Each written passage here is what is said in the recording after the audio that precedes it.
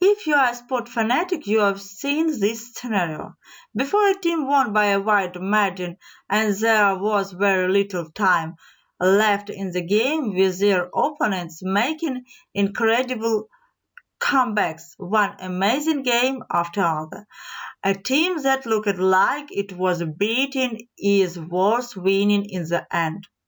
It is interesting to watch the Egyptian players and the coaches who have been victorious talk about one common denominator that created the win.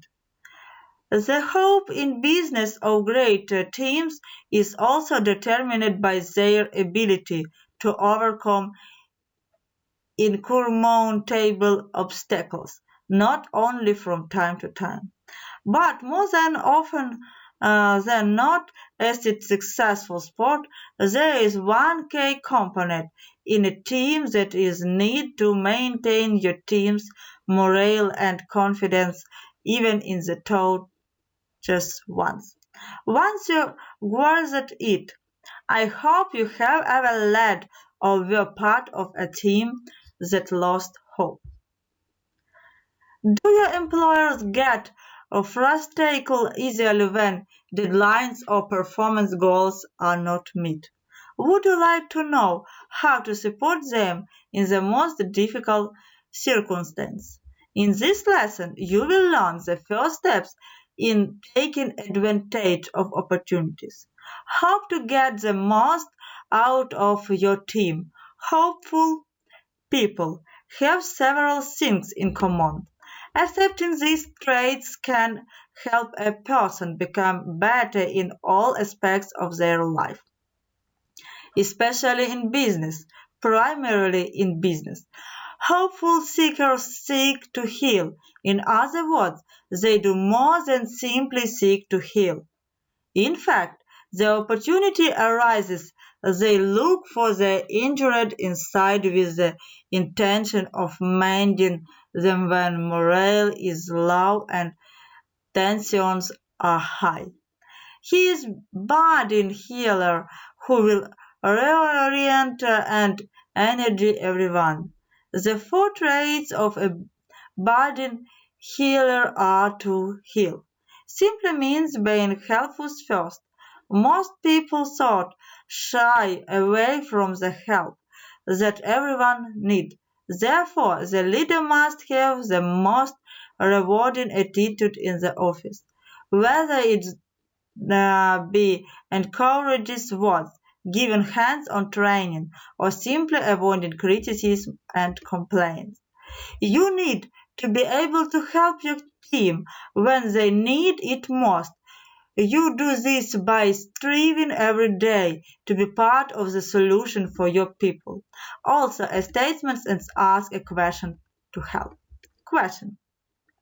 Can I help you with something today?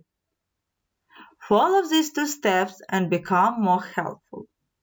Enthusiasm.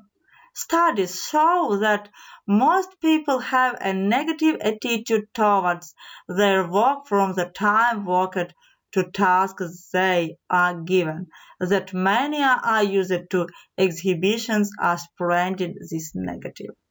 Therefore, as a leader, it is necessary to demonstrate enthusiasm. It is necessary. It is as contagious as the negative.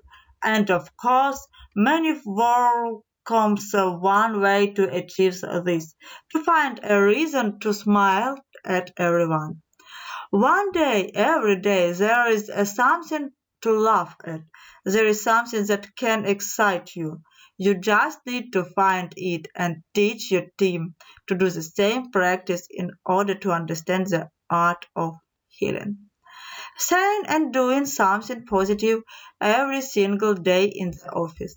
As soon the enthusiasm will spread and we must understand that we are not all the same. In fact, it is our difference that make us unique and special. Leaders embrace difference in culture of opinion, education, and experience. You can heal simply by mastering the art of expenses to make people feel comfortable. Feeling who they already are is much easier and more effective than trying to turn them into someone they don't want or the ability to become. Finally, breeds is simply freedom from the unusual constraints once you have taught them you need to trust them. This means giving them to freedom to make decisions, develop new ideas, and formulate more effective strategies. Nothing cures more than latitude. Used no to mean latitude also means altitude. Therefore, if you give your team a little more freedom and flexibility, you will watch them rise to extraordinary heights. The first step to embracing an attitude is learning to heal your team members.